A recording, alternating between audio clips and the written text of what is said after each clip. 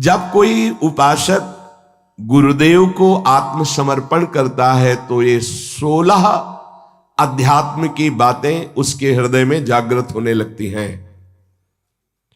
जब कोई उपासक गुरुदेव को आत्मसमर्पण कर देता है तो ये 16 अध्यात्म की बातें उसमें जागृत हो जाती है, सीखना नहीं पड़ता।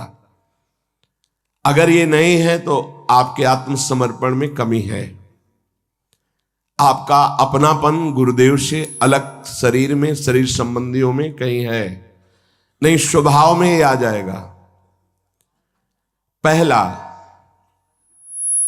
ब्रह्मचर्य, भोग वासना का नाश अपने आप ही हो जाएगा। गृहस्थ में है तो अरुचि पूर्वक धर्म का पालन करने के लिए काम का सेवन, अरुचि पूर्वक, एक आंतरिक रहस्य है।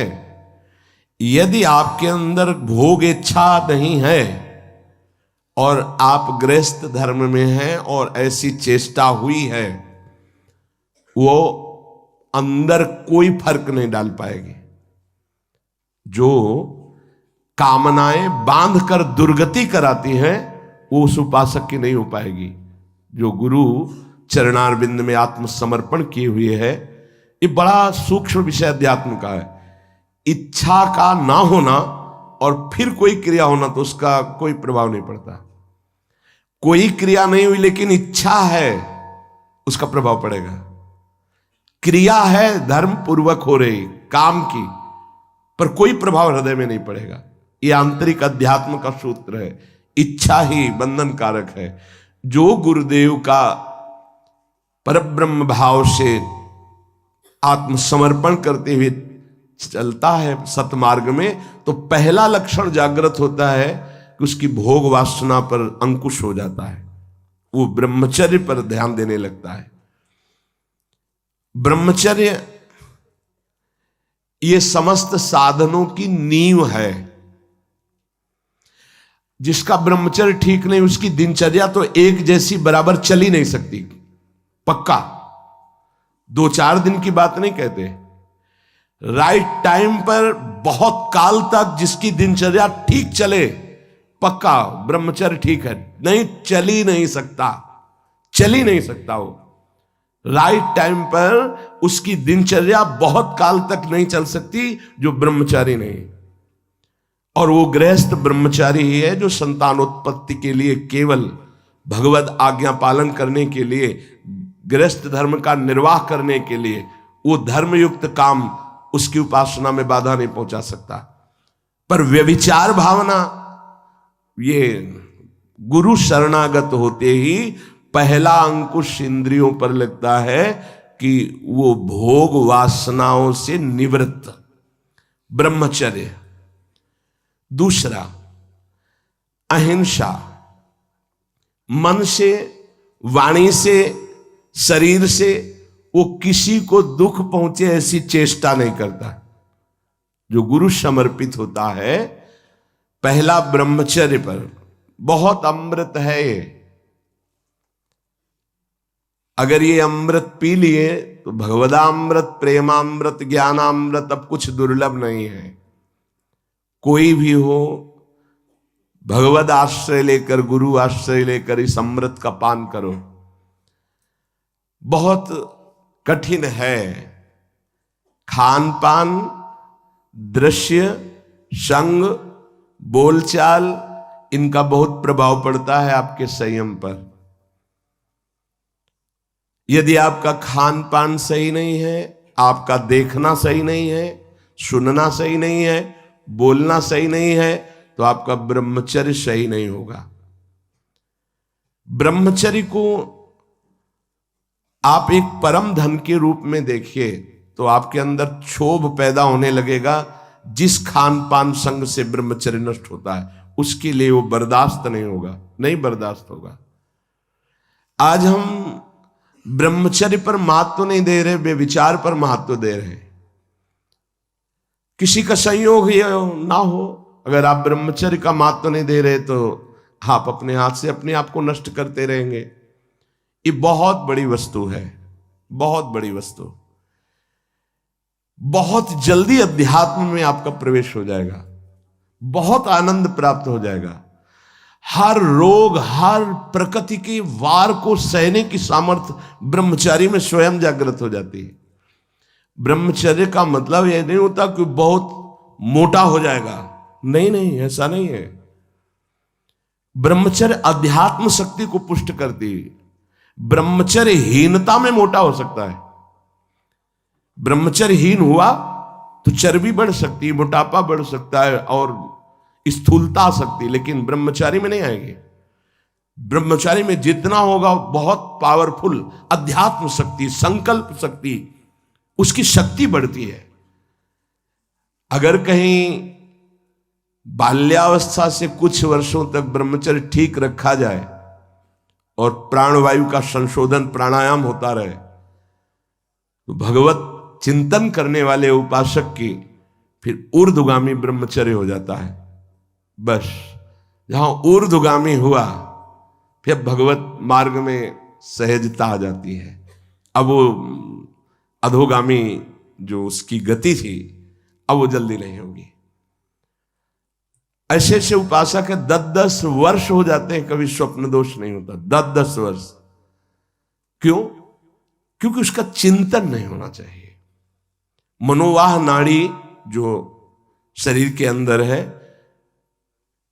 जैसे दूध में घी समाया हुआ है, वो कहीं एक स्थान पे नहीं है, ऐसे पूरे शरीर में समाया हुआ है। वो जैसे दूध को हम औटाकर गर्म करके दही बना के फिर उससे मक्खन निकालते, फिर घी निकलता है, ऐसे एक नाड़ी है मनोवाह, उसमें इतनी चिंतन से गर्मी पैदा होती कि तत्काल पूरे रक्त से वो उसको घसीट लेती है और मनोवाह नाड़ी फिर उसे बाहर कर देती है। चिंतन आपका ठीक हो, तभी कहा है इच्छा रहित तो कुछ नहीं बिगड़ने वाला। संत सदगुरुदेव का आश्रय लेने पर सबसे पहला कदम ब्रह्मचर्य पर होता है। अगर ब्रह्मचर्य ठीक है तो आपकी दिनचर्या ठीक है। सर्दी, गर्मी, बरसात, रोग, शोक, मान अपमान, दुख सुख, सब कुछ आनंद पूर्वक सहने की सामर्थ्य आती है। जितना ब्रह्मचर्य क्षीण होता जाएगा उतनी आपको अधिक सर्दी लगेगी, अधिक गर्मी लगेगी, चिड़चिड़ा स्वभाव हो जाएगा, कुछ कार्य करने का मन नहीं, पड़े रहने का मन रहेगा, आपके अंग प्रत्यंग ये प्रमादी हो जाएंगे, इंद्रियां प्रमादी हो जाएंगी। ब्रह्मचर्य में एक अलौकिक तेज रहता है। हर इंद्रिय, चेष्टायु, हर क्रिया जो भागवतिक व्यवहारिक, उसमें एक नवीन उत्साह बना रहता है। इसलिए परमार्थ के व्यवहार के जो भी कार्य करने हमें जो पावर चाहिए वो ब्रह्मचर्य से। अब ये जो सूत्र जब गुरुकुल में भर्ती होते थे, गुरु शरण होते थे, तो सबको 20-25 वर्ष तक ब्रह्मचर्य ही रहना होता था। अब ये आज का जो आधुनिक पढ़ाई, इसमें ब्रह्मचर्य का कोई महत्व ही नहीं है। ये तो भगवान की कृपा से कुछ संत महात्माओं के ऐसे वचन, तो उनसे पता चलता है कि ब्रह्मचर्य भी कोई है, नहीं तो किसी को पता ही नहीं कि ब्रह्मचर्य किसे कहते हैं। बस मनमानी आचरण करना, नए नए बच्चों में संस्कार ऐसे बिगड़ गए, वो जानते ही नहीं कि मैं क्या खिलवाड़ कर रहा हूं अपने जीवन के साथ। गुरु के पास आत्मसमर्पण करने से पहला लक्षण जागृत होता है ब्रह्मचर्य। दूसरा अहिंसा, किसी को भी मन वचन शरीर से हमें दुख नहीं देना, अपमान नहीं करना, मन से भी हमें किसी का मंगल नहीं सोचना। नहीं, मन से अगर हम किसी का मंगल सोचते हैं तो उसका मंगल होगा कि नहीं होगा पता नहीं, आप कितने बड़े तपस्वी हैं, पर आपका मंगल जरूर हो गया, उसी क्षण हो गया जिस क्षण आपने दूसरे का मंगल सोचा। यह हमने संत महापुरुषों से सुना है। मन के द्वारा जब किसी का मंगल सोचा जाता है कि इसका ऐसे दुख पहुंचे, ऐसे इसका नाश होगा कि नहीं उसका, वो तो भगवान जाने, लेकिन तुम्हारा अभी हो गया, तुम्हारा पतन हो गया, तुम्हारा मन मलिन हो गया। कितना साधन करने पर वो पवित्र होगा। तीसरा, जब हम गुरुदेव के सानिध्य में रहते हैं तो सुख और दुख दोनों को समान भाव से सहने की सामर्थ्य प्राप्त होती है। जो गुरुदेव का कृपा पात्र होता है वो सुख दुख में समान भाव रखता है। प्रायः ऐसा नहीं है। सुख में तो हमारी अनुकूलता रहती है, तो गुरु बुद्धि बनी रहती है या कृपा है हम पर ऐसा। लेकिन जब दुख आता है तब गुरुदेव की कृपा है, प्रभु की कृपा है, और हम आनंद पूर्वक उस दुख को सहें। ऐसी क्षमता केवल गुरु को आत्मसमर्पण करने वाले पर ही अवतरित होती है। ये क्षमता उतरती है, ये सामर्थ्य है अंदर, दुख सुख को सहने की सामर्थ्य। किसी भी स्थिति में, मतलब ऐसा स्वभाव हो जाता, किसी भी स्थिति में कदम पीछे हटाना ये उसी सूरवीर योद्धा के स्वभाव में नहीं होता, जो अध्यात्म का गुरु समर्पित पथिक होता। किसी भी स्थिति में ये हर समय नवीन उत्साह, हर दुख को सहकर अपने लक्ष्य पर रहना, अपनी दिनचर्या पे रहना, ये सुख दुख को समान भाव से सह। सुख में तो सब जय जय बोल रहे, जब दुख में जय बोले और सुख दुख समान स्थिति, जैसी दिनचर्या तुम्हारी सुखद वैसी दुख परिस्थिति में भी वैसी ही दिनचर्या, जैसा तुम्हारा भाव अनुकूल सुख में गुरुदेव के प्रति, वैसी दुख परिस्थिति में प्रतिकूलता में भी वैसा ही भाव ये गुरु कृपा से प्राप्त होता है।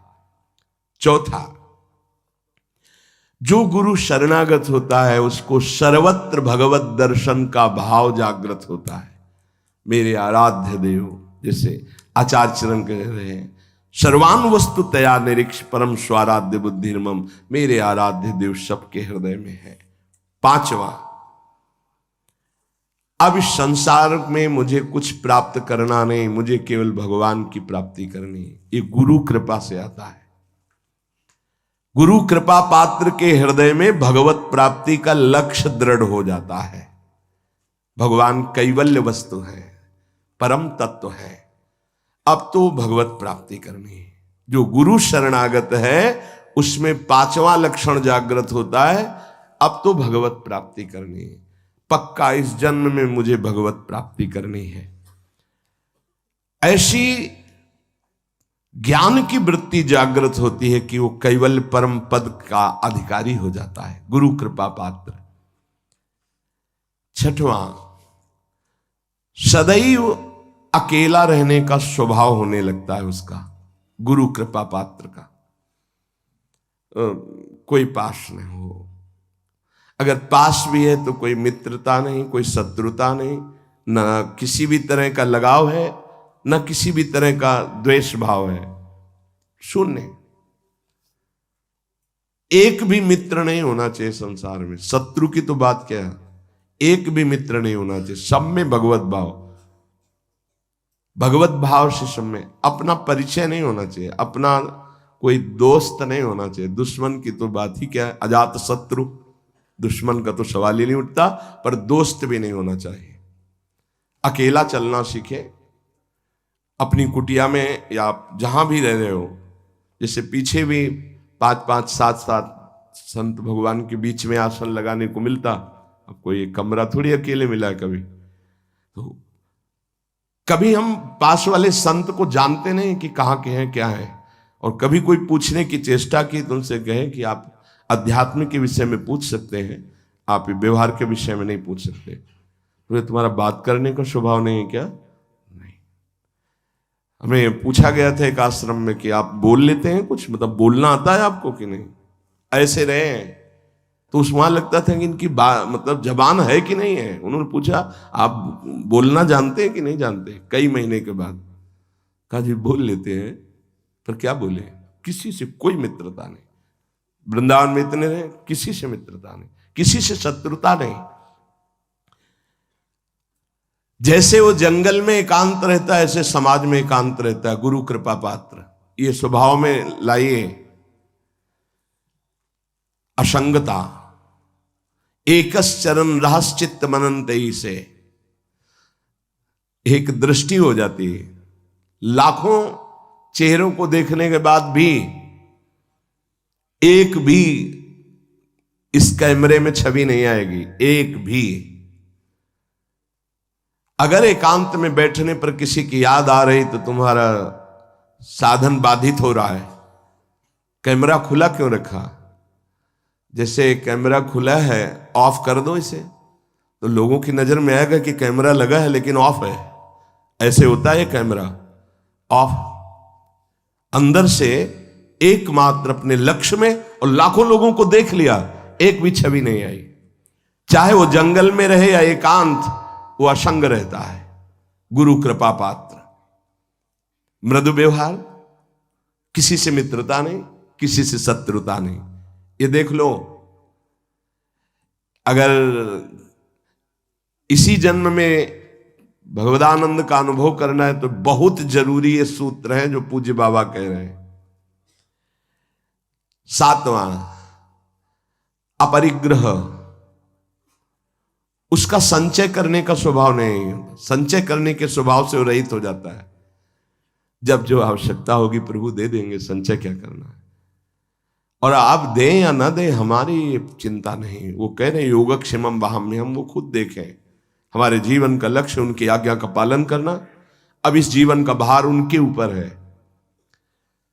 कोई कह सकता है गृहस्थी में ऐसा कैसे? गृहस्थी में जिसने कर दिया, महान संत चरित्र लिखे हुए हैं, पढ़ के देख लो। बेटी के यहां भात भरने जा रहे हैं तो ठाकुर जी भर रहे हैं। बेटे का ब्याह है तो ठाकुर जी चल रहे हैं साफा बांधे, कोई जान नहीं पा रहा कि ठाकुर जी है। भार आपको, हमारा कर्तव्य आपका चिंतन और आपकी आज्ञा का पालन। आप सब देखें, बहुत अच्छे से संभाल लेते हैं, अखिल कोटि ब्रह्मांड नायक है। और विरक्त को एकदम आकाश वृत्ति।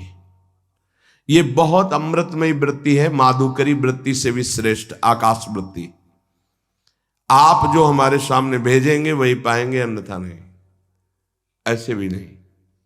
एक है माधुकरी वृत्ति और एक ये है आकाश वृत्ति। मतलब भगवत विधान से आएगा जो आएगा। जैसे अपने लोग सब हैं आकाश वृत्ति में है, अब प्रभु की इच्छा से है तो आज वो ऐसा पवा दे रहे हैं, उनकी इच्छा है आज ऐसा। और जब उनकी इच्छा ना हो तो सब बैठ करके चरणामृत लेके राधा नाम कीर्तन करें। उन्हीं की व्यवस्था से है, किसी से किसी का यहाँ ऐसा नहीं है कि अमुक के द्वारा नहीं। हमारे प्रियालाल से प्रेरित होकर कोई जैसे तो चल रहा है, हमारा किसी व्यक्ति से नहीं चल रहा, प्रियालाल से चल रहा। तो प्रियालाल जब जहां से जैसे आते हैं, जिस रूप में जो देते हैं उसी से व्यवस्था। आकाश वृत्ति तब मानी जाएगी आकाश वृत्ति जब किसी को संकेत भी न किया जाए कि ऐसा, थोड़ा संकेत भी नहीं। और इस बात के लिए बहुत कड़ाई से यहां है कि अगर कभी किसी को कोई संकेत करते मिल जाए तो ये समझ लेना कि वो हमारे सिद्धांत के विपरीत अपराध कर रहा है, और वो जरूर हमें सूचना दी जाए। संकेत भी नहीं कि आज आप संतों को भोजन करा दीजिए, संकेत भी नहीं। हाँ, कोई प्रार्थना करता है, ठीक भाई, आप जो दे देते हैं उसी से हम संतों को पवा देते हैं। अगर 1 रुपया आता है तो 1 रुपये में भी भंडारा हो जाएगा। 1 रुपये का नमक ले आओ, दाल में डाल दो, सब संतों को पवाने हो जाएगा। हमारा भगवत विधान से चले। आकाश वृत्ति बहुत अमृतमयी वृत्ति होती है, और बड़ी निश्चिंतता होती है इसमें, और बड़ी क्षमता होती है इसमें। कई दिन न मिलने पर भी कोई निराशा नहीं होती थी काशी में। अपरिग्रह, अपने लिए शरीर सुख के लिए संचय न करें, ये वृत्ति आ जाती है। गृहस्थ में भी रहते हुए अपने लिए नहीं, ये परिवार है, अतिथि है, उनके लिए अपने भोग वासना का गुरु कृपा पात्र के हृदय में स्थान नहीं रह जाता है। तभी कोई झगड़ा नहीं, कोई अशांति नहीं, हर स्थिति में शांत रहता है, मृदु स्वभाव रहता है। जो अहम लिए तो बहुत उसमें क्रूरता होती है, कठोरता होती है, बड़ी उसमें जलन होती। काहे को जलो, आनंद मगन रहो। अपरिग्रह। 8वां, परम संतोष उसके हृदय में जागृत हो जाता है। क्यों? क्योंकि उसको ये बोध हो जाता है कि अनंत ब्रह्मांडों का स्वामी प्रभु वो मेरा है, जिस समय जैसी परिस्थिति उसको संभालना बहुत अच्छी तरह। सच्ची कहते हैं, आप केवल निश्चिंत होकर शरणागत रहें, बहुत अच्छे से व्यवहार कराते। हमें तो देख के आश्चर्य होता है। एक एक वस्तु को संभालना उनका कार्य, एक एक हर जगह श्री जी की कृपा और श्री जी का विधान दिखाई देता है कि ओहो कैसा उनका विधान है, कैसा उनका मंगल विधान है। आठवां है कि गुरु कृपा पात्र के हृदय में संतोष जागृत हो जाए। संतोष ये बहुत बड़ा धन है। बिन संतोष न काम न साही, वो अछत काम सुख सपने नाही। जैसी परिस्थिति उसमें संतुष्ट रहना। संतुष्ट एन केनवा, बाहर की या अंदर की। संतोष का मतलब केवल बाहर से नहीं है, अंदर भी विक्षिप्त है तो आनंद है, शांत है तो आनंद है। कोई जान न पावे कि आप विक्षिप्त है, हृदय आपका या शांत है। संतुष्ट एन केनवा, बाहर या अंदर दोनों परिस्थिति में संतुष्ट रहना। जैसी प्रभु की द्वारा इस समय दी स्थिति है, जल रहा है शांत, किसी से कहो मत। आनंदित है, फूलो मत, चुप शांत गंभीर। संतोष अंदर और बाहर दोनों जगह। नवा नंबर है भगवान और संतों के वाक्यों में पूर्ण श्रद्धा। जैसे श्रीमद् भगवत गीता जी, भागवत जी या भगवत प्रेमी महात्माओं के वचन, तो उसमें कोई कुतर्क नहीं। गुरु कृपा पात्र ज्यों का त्यों उस विश्वास पूर्वक उसे स्वीकार करता है। जैसा बोला गया वैसा ही, उसमें अपनी बात लगाना नहीं। जो आत्मसमर्पण नहीं किए होते, दूर की श्रद्धा होती है, उसका कुछ और लक्षण होता है। जितना बोला गया उतना वो पहले अपने अनुकूल निकालते हैं उसमें से, कि ऐसे भी तो हो सकता है, ऐसा थोड़ी होता है, ऐसा होता, और फिर अनुकूल बात वो स्वीकार करते हैं। गुरुदेव या शास्त्र कभी मन के अनुकूल नहीं होते, मन को उनके अनुकूल बनाना पड़ेगा। मन तो बहुत विचित्र है। हम लोग शास्त्र और गुरु के वाक्यों को अपने अनुकूल मन के बनाते हैं। इतने में चल जाए, इतना बता देंगे, इतना छुपा लेंगे, इतना कर देंगे, इतना नहीं करेंगे, इतना अनुकूल है, इतना नहीं। लेकिन जो आत्मसमर्पण किए होता है, वो भगवान और संतों के वाक्यों में ज्यों का त्यों विश्वास उसको होता है। 10वां, वो नींद पर विजय प्राप्त कर लेता है। ये बहुत समय को बर्बाद करने वाली निद्रा होती है। बहुत से ऐसे साधक हैं जो इससे बहुत परेशान हैं। अगर आपका नियम पक्का हो जाए तो आप इस पर विजय प्राप्त कर लेंगे। बाल्यावस्था में जो साधन काल में बहुत परेशान करती है। नहीं, माला चल रहा है, जैसे गायत्री अनुष्ठान था तो हमने खुद देखा है, अब वो कब छूट गया माला, अब जप रहे माला, बड़ा गुस्सा आता है, बार बार विघ्न पैदा कर। ये जो निद्रा है, ये बहुत बड़ी शत्रु है साधक के लिए। गुरु शरणागत का नींद पर विजय प्राप्त हो जाती है, ऐसा है। हम अपने सदगुरुदेव भगवान की दिनचर्या देखी, वहीं रह करके, वहीं रहे ना, काफी समय तक गुरुदेव भगवान के पास ही रहे। 1 बजे रात्रि तक पूज्य महाराज जी भजन करते थे। रात्रि में दर्शन के आके थोड़ा जो कुछ श्री जी को शयन भोग लगाया, शयन कराया, और जो पाया 2 रोटी राजभोग में दिन में। आज भी महाराज जी अपने ही कर कमल से 2, आजीवन का पूरा नियम है, 2 बनती, भोग लगती। रात्रि में 1 बजे तक, 1 बजे के बाद लेट गए, 4, 4:15 उठ गए। ये हमने बराबर की दिनचर्या देखी, बराबर की दिनचर्या। अपनी दिनचर्या को इतना सीमित नींद में लाओ कि कम समय नींद में जाए। जो बहुत गृहस्थी की मेहनत करते हैं तो उनको 6 घंटा सोना ठीक है, लेकिन साधकों को 6 घंटा सोना ठीक नहीं है। आप लोग देखो कितना सोते हैं। कितने ऐसे साधक हैं जिनको हम मन से प्रणाम करते हैं।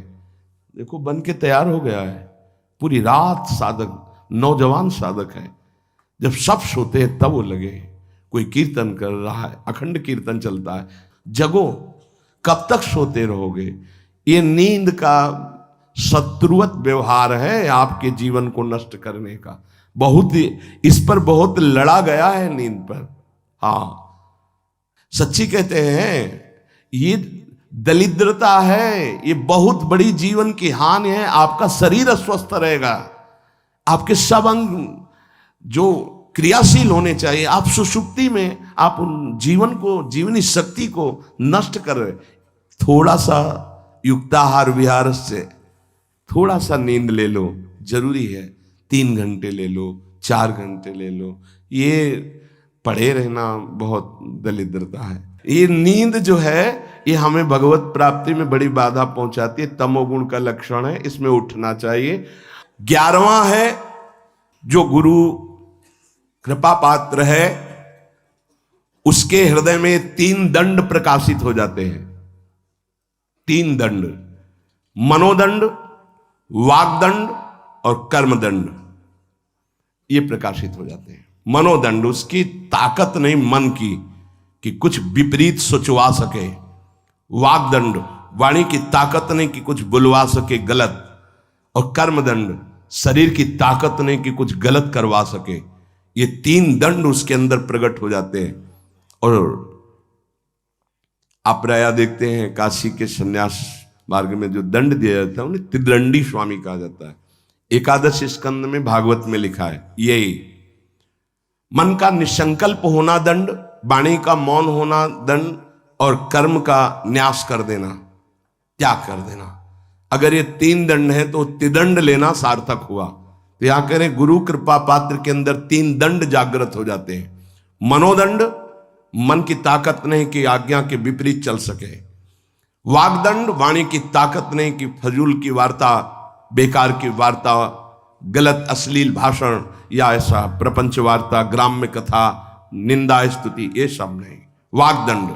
कर्मदंड, शास्त्र विरुद्ध आचरण उससे हो ही नहीं सकते। भूल न दे कुमारक पाऊं। 12वां, गुरु कृपा पात्र के ध्यान में आराध्य देव झलकते हैं, झलकने लगते हैं। ये गुरु कृपा से ही होता है। आराध्य देव उसके ध्यान में, जैसे हम आंख खुले हुए तो ऐसे आंख खुली हो तो आपके भाव में वो विराजमान है। वहां ये ध्यान नहीं करना कि आंख मूंद कर कैसे चरणारविंद, ऐसे खुली आंख में सांवले चरणारविंद, गोरे चरणारविंद, उनका पीतांबर नीलांबर पूरा गुरु कृपा से हो हर समय भाव देह में। अगर अंदर से देहाभिमान, देह धर्म, तो फिर ये नहीं आएगा। और जब अंदर से अपने भाव में, तो भावोत्सवेन भजताम रस काम धेनुम, चाहे आँख खुली हो, चाहे बंद हो, चाहे बहिर्मुख हो, चाहे अंतर्मुख हो, उसमें कोई फर्क नहीं पड़ता। गुरु कृपा पात्र में प्रभु का, आराध्य देव का, उनका ध्यान बसर वही रूप छके घूमत रहे, तन को तनिक न भान। हर समय रूप विराजमान हो जाता है गुरु कृपा पात्र में। 13वां, प्रभु की चर्चा सुनने में, प्रभु का नाम कीर्तन सुनने में उसकी आसक्ति हो जाती है। भगवत चर्चा सुनने में, भगवान भागते हुए हमने देखा बूढ़े बूढ़े जनों को। ये वृंदावन धाम है, भागते हुए कि हम 1 मिनट अगर लेट हो गए, एक शब्द भी छूट गया तो हमारा आज का दिन हम अमंगल मानेंगे कि एक शब्द छूट गया। सत्संग में क्या सुना वो पकड़ नहीं होती। पकड़ो, सत्संग को पकड़ो। जो गुरु कृपा पात्र होता है उसकी श्रवणेन्द्री आसक्ति पूर्वक चर्चा सुनती है, सत्संग की, भगवत चर्चा, नाम कीर्तन। और 14, स्त्री, पुत्र, घर, संपत्ति, इन सब से उसका राग खत्म हो जाता है गुरु कृपा पात्र का। नरसिंह मेहता जी का जब पुत्र पधारा तो करताल लेकर नाच रहे हैं। श्रीवास जी के घर में जब पुत्र पधारा तो कीर्तन में उन्मत्त हो रहे, क्योंकि मेरा नहीं प्रभु कहा था, इतने दिनों के लिए आया था, अब वो चला गया। उसका राग नहीं रहता। गुरु कृपा पात्र का स्त्री पुत्र ग्रह एवं संपत्ति पे राग नहीं रहता। तो जो विरक्त है उनका राग न शरीर में होना चाहिए और न किसी वस्तु स्थान पे होना चाहिए। सच्ची माने कहीं किंचन मात्र अपनापन नहीं होना चाहिए। बस श्री जी का इधर, श्री जी का इधर, कहीं भी अपनापन नहीं होना चाहिए। जहां अपनापन होगा वहीं आ जाओगे। अपनापन केवल लाडली लाल से हो और जैसे वो रखे उनका विधान। अपनापन अंदर वाला कहीं नहीं होना चाहिए। ये गुरु कृपा पात्र में ये अपनापन सुरक्षित आराध्य देव में लगता है। इसीलिए स्त्री पुत्र गृह संपत्ति मकान इनमें उनकी आसक्ति नहीं होती जो गुरु कृपा पात्र जन होते हैं। 15वां, भक्तों से कैसे प्रेम किया जाता है, ये भाव आ जाता है। भक्तों से कैसे प्रेम किया जाता है, भगवान से भी बढ़कर जिनके अंदर भक्तों के प्रति भाव आ गया, धन्याति धन्य हो गए। भगवान स्वयं कह रहे मोते अधिक संत कर ले। ओहो, आज तो मेरे भगवान के पार्षद प्रेमी जनों के दर्शन, अहो वास्तविक आनंद की प्राप्ति होती है। जब भगवत अनुरागी संतों का सानिध्य मिलता है तो दिन भर एक फूलन होती है। जिस दिन एकांतिक में कोई संत नहीं आता उस दिन हमारा मन निराश हो जाता है।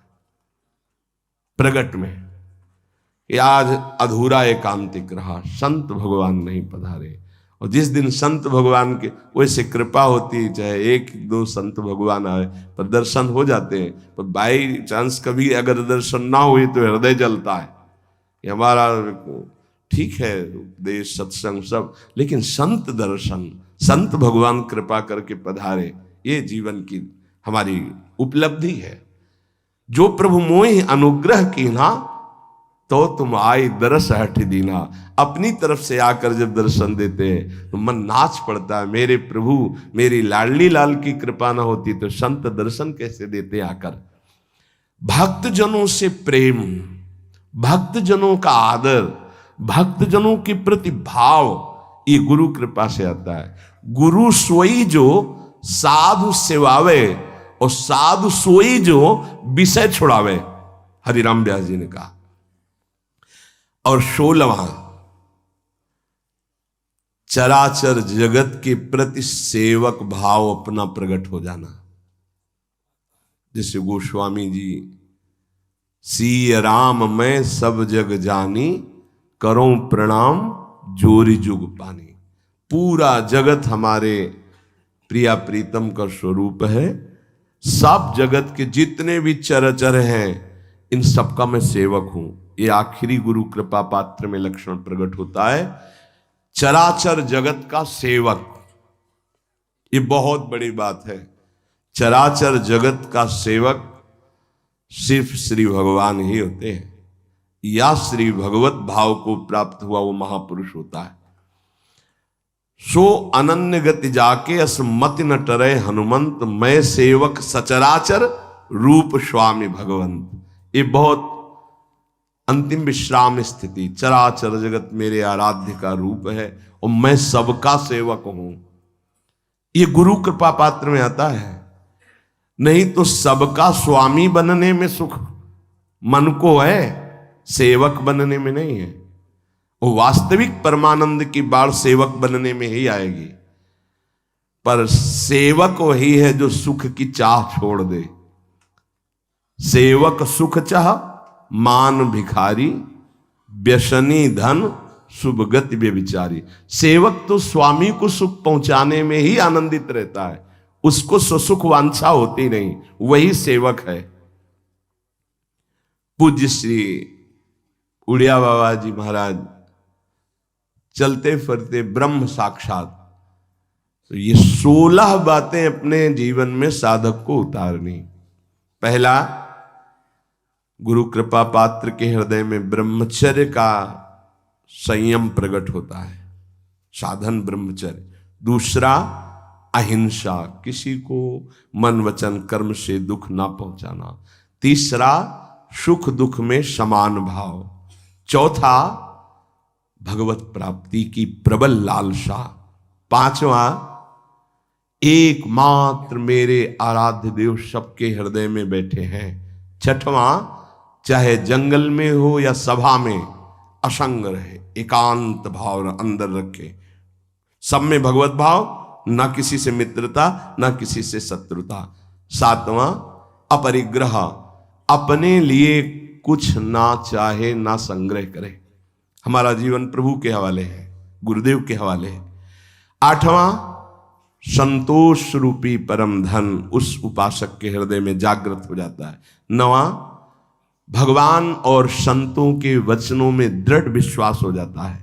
दसवां, वो निद्रा का त्यागी होता है। 11वां, मनोदंड, वागदंड, कर्मदंड, ये 3 दंड उसके हृदय में प्रकाशित हो जाते हैं, सामर्थ्य है ये। 12वां, अपने आराध्य देव का ध्यान हर समय गुरु कृपा से उसके भाव में बना रहता है। 13वां, वो भगवान की चर्चा और नाम कीर्तन सुनने में बहुत आसक्ति रखता है। ये हनुमान जी के लिए आया है। जहां कोई नाम कीर्तन करने लगे, जहां कथा होने लगे, तो महाराज वहां आंसू प्रवाह करते हुए बैठे रहते हैं। यत्र यत्र रघुनाथ कीर्तनम तत्र तत्र कृतमस्त कांजिलम वाष्पवारि परिपूर्ण लोचनम मारुतिम नमत राक्षसांतकम। हनुमान जी महाराज आंसू बहाते हुए कथा सुनते हैं, नाम कीर्तन सुनते हैं। भक्त में ये आसक्ति होती, जहां कहीं भगवत चर्चा, जहां कहीं नाम कीर्तन, पूरी एकाग्रता से श्रवणेन्द्रिय से सुनना। 14, स्त्री पुत्र गृह संपत्ति मकान आदि की आसक्ति का त्याग गुरु कृपा से। 15वां, भगवत प्रेमी भक्तों से कैसे हमारा व्यवहार होना चाहिए। 16वां, संपूर्ण चराचर जगत का मैं सेवक हूं और मेरे सब स्वामी हैं। इतनी दैन्यता, संपूर्ण चराचर जगत हमारा स्वामी है और हम सेवक हैं। यह 16 लक्षण शरणागत के हृदय में जागृत हो जाते हैं। अपने को बार बार इनका चिंतन करके अपने में जागृत करना है। जब ये लक्षण अंदर आ जाएंगे तो पूर्ण परमार्थी हो गया और वस्तु हृदय में है, आनंद की बाढ़ हृदय में है। ये सब लाने के लिए एक बात पकड़ लो, मन लगे ना लगे, श्रद्धा हो या ना हो, नाम जप करते रहो, ये सब आ जाएंगे।